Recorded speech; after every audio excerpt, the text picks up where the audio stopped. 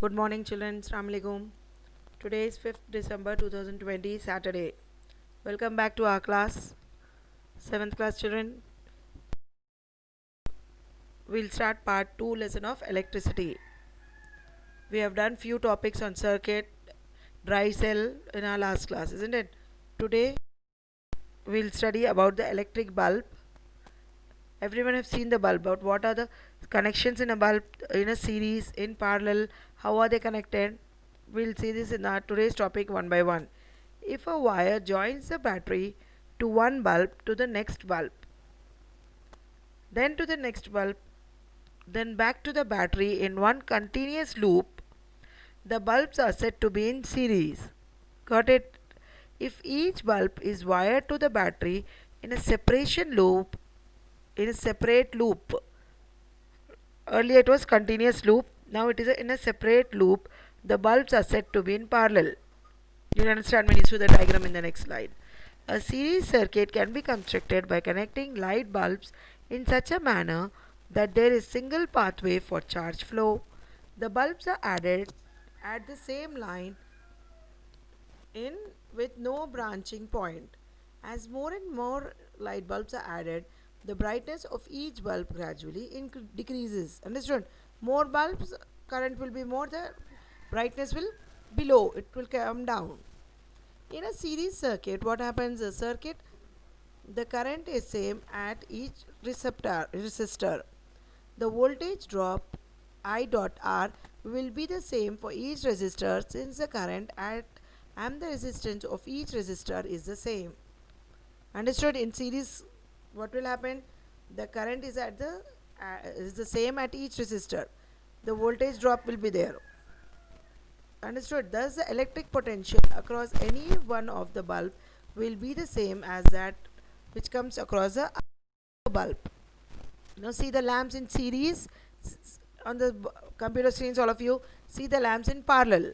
If the light bulbs are connected in parallel, the current flowing through the light bulb combine to form the current flowing in the battery, while a voltage drop is 6.0 volt across each bulb and they all glow. In a series, what happens? Every device must function for the circuit to be complete. Understood? See all the three bulbs, how are they connected in series? I hope it will be clear today, isn't it? The lamp in parallel, how are they? All the three lamps, switches connected to sub circuits.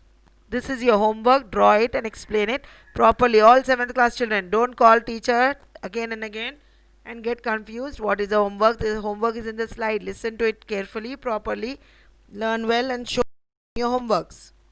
Most standard 120 volt home household circuits in your home are, what are they in our homes? How are they parallel? They're not series, they are parallel circuits. Outlets, switches, and light fixtures are wired in such a way that the hot and neutral wires maintain a continuous circuit pathway independent from the individual devices that draw their power from the circuit. Bulbs in parallel are brighter, understood, than bulbs in series. In a parallel circuit, why it is so? What happens in parallel series circuit? The voltage for each bulb is same as the voltage in the circuit. Understood? Unscrewing one bulb has no effect on the other. The connection in such a way, it will not affect if you take out one bulb also, if the brightness is unscrewed. In series circuit, what happens? All components are connected end to end, forming a single path for current flow. In a parallel circuit, all components are connected across each other, forming exactly two sets of electrically common points. Got it, children? The two major, what are the disadvantages of parallel circuits? We should know, no, everything has advantages and disadvantages. What are the major disadvantage of parallel circuit? No, we have said just now that the light is bright. If one of the bulb is unscrewed, nothing will happen. But everything has their own disadvantages. What is that? As compared to series circuit, is that the power remains at the same voltage as the voltage of single power source. What is the other disadvantage? It includes the split of an energy source across the entire circuit and lower resistance parallel circuits cannot be effectively used. It is not favorable. It is not good to use it for a long time or in every shopping malls in big complexes, isn't it? Big electric voltage will be fluctuating. When an electric current is passed through a conductor, the conductor becomes hot after some time and produces heat. This happens due to the conversion of some electric energy passing through the conductor into heat energy. This affects the electric current is called heating effect of the current. The two effects of electric current are heating effect and magnetic effect. Hence, the heating effect produced by an electric current I through a conductor of resistance R for a time T is given by what is the formula? H is equal to 12 RT. R is the resistance, T is the time. H is the heating effect. Understood the formula? H is equal to 12 RT. This equation is called Joule's equation of electric heating. Understood? Next is electric heater. Everyone, I hope all of them have seen.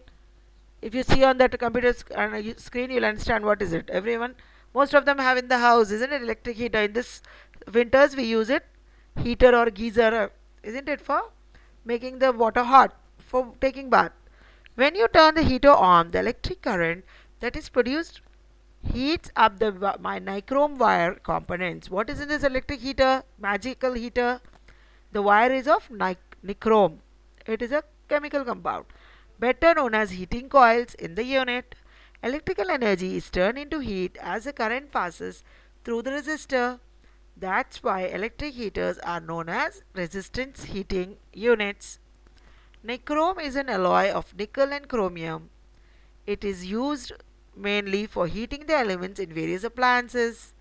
These properties make nichrome a suitable alloy that can be used for electric iron heating elements.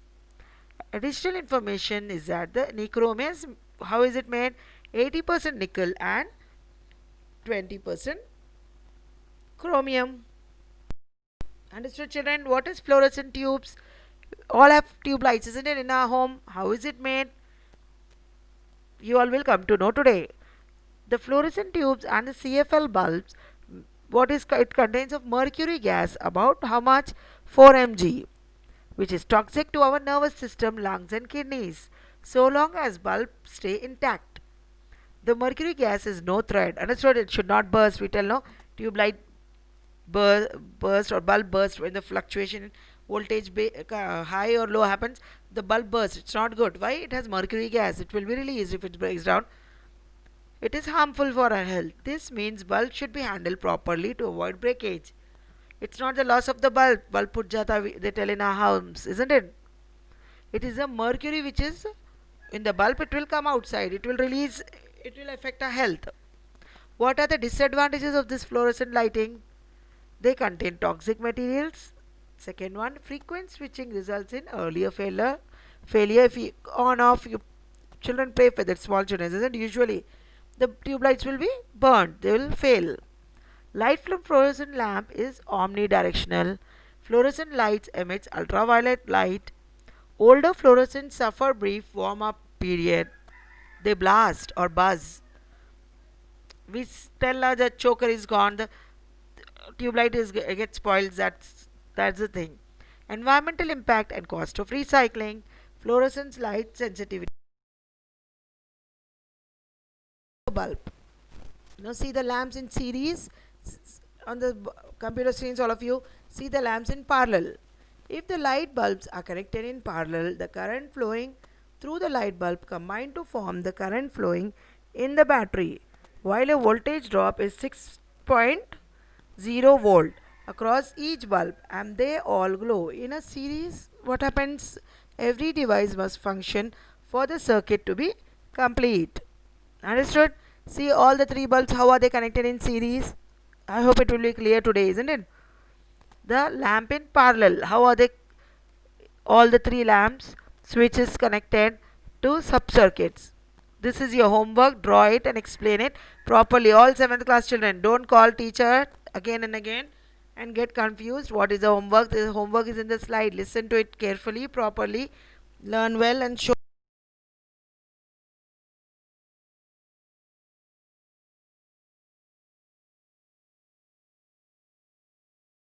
gone by do we tell miniature circuit breaker?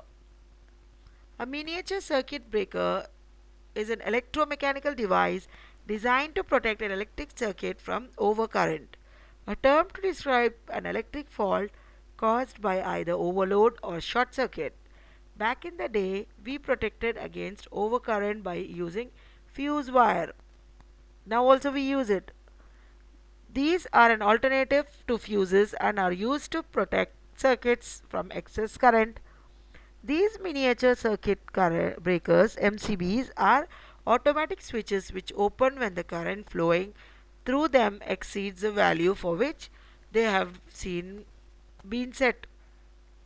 A miniature circuit breaker show high susceptibility to changes in the temperature with their operating environment. Miniature circuit breaker is how is it designed? It is designed to compensate somewhat for this disadvantage, can reduce the effect of temperature changes they have, but this boosts the cost of already expensive, it is expensive MCBs. Understood the homework all of you? See the figure of MCB, how it is drawn, miniature circuit breaker. I have made a different slide for homework also. Explain and draw series and parallel circuit. Second one, draw and explain miniature circuit. Explain and draw electrical heater. Thank you children. Assalamu alaikum. See you in tomorrow's class.